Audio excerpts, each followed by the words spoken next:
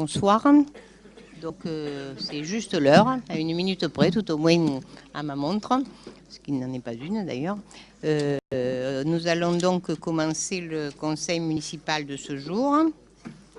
Donc par l'appel, Monsieur Amaro, si vous voulez bien faire l'appel. Bonsoir. Monique Slissa. Présente. Fabrice Vega. Présent. Dominique Buchy. Présent. Annie Martin. Pierre Tonarelli. Sophie Chave. André Vincent Balzano. Francette Mépi. Bernard Chauveau. Aline Oreille. Excusez pouvoir Madame Martin. Robert Bastard. Excusez pouvoir Monsieur Pateau. Janine Figuière. Présent. Gérard Pateau. Daniel Marron. Gérard Valatte. Michel Amiel. Éliane Garnier. Excusez pouvoir Madame Mépi. Claude Farcy. Jocelyne Pascal. Excusez pouvoir Monsieur Boucher. Jean-Marc Leonetti. Nathalie Monton-Fabre. Didier Long. Delphine Alali. Excusez pouvoir Madame Chave. Renaud Reynaldo. Il va arriver, je suppose. Grégory Boucher. Caroline Tchélékian. Roxane Calafa. Excusez pouvoir Madame le maire. Maximilien Fuzonne. Philippe Sanchez. Excusez pouvoir Monsieur Fuzonne. Lionel Joubeau. Geneviève Battini. Excusez pouvoir Monsieur Amaro. Romain Amaro, présent. Serge Baroni. Bien. Alors avant de passer à l'approbation du procès-verbal de la dernière séance, celle du 31 janvier, je voudrais juste donner brièvement 2 points. Je tiens donc à rappeler qu'en vertu de l'article 25 du règlement intérieur du conseil municipal, qui dit que je préside la séance, donc je vous demande, les membres du conseil municipal, que les questions que vous souhaitez poser soient de toute façon adressées à moi-même dans tous les cas de figure. Deuxièmement, je veux revenir à nouveau sur l'incident qui a eu lieu donc, durant le conseil municipal du 20 décembre, au cours duquel M. Maximilien Fuzonne a accusé 2 de nos agents municipaux plus un tiers de détournement de fonds publics dans le cadre d'une action humanitaire. Je rappelle que face à cette situation, ces 2 agents municipaux, comme je l'avais dit, ont porté plainte. Et donc aujourd'hui, je tiens à informer le conseil municipal qu'en tant que premier magistrat de la commune, j'ai aussi porté plainte contre M. Fuzonne. Au nom de la commune, bien sûr, pas personnellement. Alors, il est vrai, M. Fuzonne, que lors du dernier conseil, le 31 janvier, vous avez avoué ici même votre forfait, mais il me semble, puisque vous n'avez pas l'honneur d'en tirer les conséquences vous-même, qu'une condamnation de justice saura laisser une trace qui vous rappellera peut-être qu'à force d'utiliser le mensonge et la diffamation comme argument politique, on peut être rattrapé par ces paroles. Donc nous allons passer à l'approbation. Je vais vous répondre. Certes, vous avez déposé plainte contre moi, mais vous n'avez pas déposé plainte quand vous avez violé la loi sur la laïcité, quand vous avez financé l'Aïd el-Kibir, ou encore quand certains de vos élus ont usurpé le titre de maire. Alors ça c'est une charmante surprise, là. Je ne sais pas bien ce que vous voulez dire. Hein.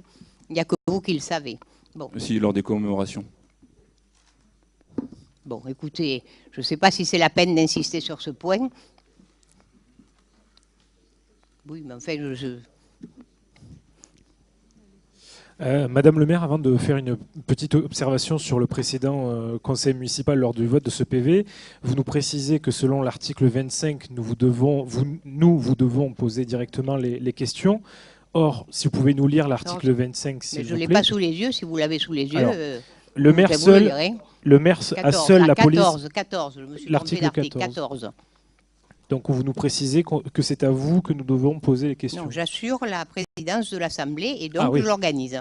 C'est dans ce cadre-là, si vous voulez une précision de plus. Donc nous pouvons poser des questions au rapporteur, dans ce cas-là. Quand on est dans une délibération et si c'est justifié, et ce n'est pas toujours le cas. Pas le fait que ça soit justifié, le fait que ça soit ce cas-là. C'est une organisation que vous pouvez mettre en place, mais à ce moment-là, il va falloir que vous soyez rapportrice de l'intégralité des délibérations si vous ne souhaitez plus que votre majorité prenne la parole. Mais en tout cas, pour être précis, pas dit dans qu'elle je souhaite plus, c'est moi qui la lui donne. On commence à peine, vous commencez déjà à couper. Mais juste dans l'article 14, il est bien noté que vous êtes présidente de l'Assemblée, mais à aucun moment il est précisé que nous devons obligatoirement poser des questions au maire. Maintenant, si vous souhaitez mettre en place cette réglementation, vous le pouvez. À ce moment-là, vous devenez rapportrice de l'ensemble des délibérations. Pas du tout. Concernant le précédent procès verbal. Juste pour faire un point là-dessus, il y a une intervention. Didier, si tu veux intervenir. Bon. Monsieur Amaro, puisque vous êtes friand toujours d'articles, nous sommes sur le règlement intérieur du conseil municipal. Article 21, je vais vous le rappeler, en matière de débat, vous pouvez lire « Aucun membre du conseil municipal ne peut parler sans avoir demandé la parole et l'avoir obtenue.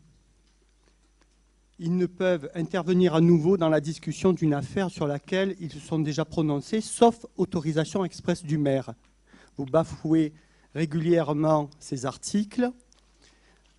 Article 24.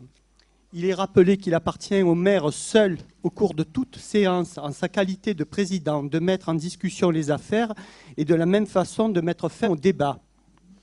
Dans ce cas, le maire ou le président de séance peut interrompre l'orateur en l'invitant à conclure brièvement. Il peut, le cas échéant, lui retirer la parole. Les mêmes dispositions peuvent être appliquées lors des interventions hors sujet, quelle que soit l'importance des questions évoquées. Vous bafouez régulièrement ces articles, vous n'avez aucune considération pour la fonction de maire et de l'être humain qui est Madame Slissa. De même, vous bafouez ce conseil municipal et son règlement que vous avez voté pourtant. Je vous le rappelle, tous les Pénois pourront en tirer des conclusions. Merci, Madame le maire. Donc, on peut passer au compte-rendu. C'est clos. J'applique la règle. Question sur le procès verbal. Donc, alors maintenant, nous en arrivons au procès verbal. Donc, si vous avez une question du procès verbal, c'est maintenant. Donc, pour revenir sur le précédent conseil municipal, à chaque fois, Monsieur Long, que j'ai pris la parole, effectivement, ça s'est fait dans le cadre d'une demande auprès de Madame le maire, et à aucun moment depuis 2014, je ne suis intervenu sans que Madame le maire ne m'en donne l'autorisation. Concernant des sujets que vous dites hors sujet, lors du dernier conseil municipal, nous avons évoqué le réseau d'assainissement qui était évoqué dans la délibération, et c'est à ce moment-là que nous avons été interrompus. Concernant le dernier procès verbal, puisque vous souhaitez que nous respections le règlement intérieur du conseil municipal, lors du précédent conseil municipal, vous nous avez fait voter une délibération qui était illégale, puisque article 3 sont illégales et peuvent être comme telles délibérées devant le tribunal administratif toutes les décisions dont les conditions de forme ou de fond sont irrégulières. Je vous rappelle que lors du précédent conseil municipal, nous vous avons autorisé à mettre au vote une délibération qui, sur la forme, était caduque. Autre point, effectivement, que nous avons bafoué lors du dernier conseil municipal, il est noté article 19, assignation des places dans la salle des délibérations. Les adjoints et conseillers municipaux siègent aux places qui leur sont assignées à l'issue de leur élection et de leur installation. À aucun moment, nous ne parlons des services qui siègent au sein de ce conseil municipal. Donc je pense que, avant toute chose, il faut balayer devant sa porte et s'appliquer à soi-même le règlement que l'on met en place. Concernant le précédent conseil municipal, Madame le maire, ça fait depuis de nombreux mois qu'effectivement vous combattez à juste titre, et on vous soutient dans ce mouvement-là, les fausses informations. Et effectivement, il faut qu'on s'attelle et qu'on s'attache à ce que les fausses informations ne soient pas divulguées lors de conseils municipaux. Lors du dernier conseil municipal, l'un des membres de votre majorité a souhaité aborder les marchés mis en place sur la commune des Pennes-Mirabeau, et il a été dit « un marché en dessous de 5 000 €, il n'y en a pas besoin ». C'est une grande imprécision. Je vous rappelle, Madame le maire, que toute dépense publique à partir du 1er euro rentre dans le cadre de marchés publics. Selon le palier, effectivement, nous avons diverses formes. Ça peut être des MAPA, ça peut être des marchés à procédure adaptée ou autres, mais dès le 1er euro, il s'agit bien de marchés publics. Donc cette information-là était une grande imprécision. Deuxième point, il avait été évoqué que le marché simplifié avait été mis en place quand on était en dessous d'un palier de 5 000 €. Pouvez-vous, s'il vous plaît, nous donner des précisions sur ce palier-là? Troisième point, il a été dit, texto, je cite, « Nous n'avons pas à donner publiquement le nom du fournisseur. C'est une très grande imprécision. Je vous rappelle, Madame le maire, que dès le moindre euro que la commune dépense, il s'agit là d'argent public et que vous êtes dans l'obligation, puisque c'est la CADA qui vous l'oblige, à nous informer du moindre euro dépensé par la commune. Je vous rappelle que jusqu'en avril 2018, nous n'avons jamais eu accès au marché MAPA et aux dépenses engagées par la ville. Ce qui n'est plus le cas. Et depuis le mois d'avril 2018, nous n'avons qu'une petite partie des dépenses engagées par la ville. Comme je vous le rappelle, il est bien stipulé dans l'article L2122-22, qui est stipulé dans l'article 2 du règlement intérieur, que vous êtes dans l'obligation de nous donner publiquement le nom du fournisseur, le montant du marché passé, ainsi que l'objet de la commande. Merci Madame le maire. Alors, si vous avez des précisions sur justement ces montants et ces marchés, puisque vous êtes ou vos représentants est à la commission MAPA que vous évoquez et que nous avons mis en place, vous poserez la question dans ce cadre-là. Vous aurez les spécialistes de ce genre de choses qui seront là. Et je pense que votre limite de 5 000 € n'est pas une bonne limite. Je pense aussi que vous oubliez que toute dépense de la collectivité est retracée dans le compte administratif à l'euro près, puisque c'est le rôle du compte administratif. Donc vous pouvez consulter tout ce qu'on dépense. Et je dirais, encore heureux que, contrairement à ce que vous dites, la loi ne nous oblige pas à publier les achats de couches culottes pour les crèches, des vis pour la régie des bâtiments, par exemple, et des stylos pour les fonctionnaires. Bon, ça suffit avec ça. Hein? Bon. Non, ça suffit. C'est clos. C'est clos, oui. Mais vous aurez les spécialistes, alors vous profitez-en. Je ne sais pas quand sera la prochaine, mais bon, Monsieur Fuzon. Peut-être que le public aurait aimé entendre une réponse, mais bon, bref. Oui, concernant le procès verbal, vous savez très bien que dans le Code des collectivités territoriales, le public n'a pas le droit de prendre la parole. Donc, lors du dernier conseil municipal, je vous ai posé une question, vous étiez incapable de répondre. Et d'ailleurs, l'ensemble de votre majorité municipale était dans l'incapacité de nous répondre.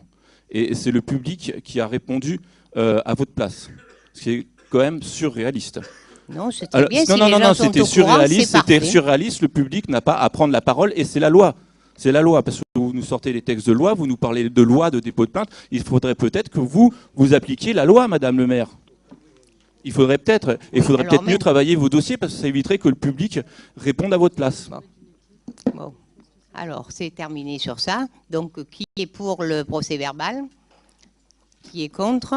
Bon, je crois qu'il n'y a pas de candidat au contre ou à l'abstention, donc je vérifie ça.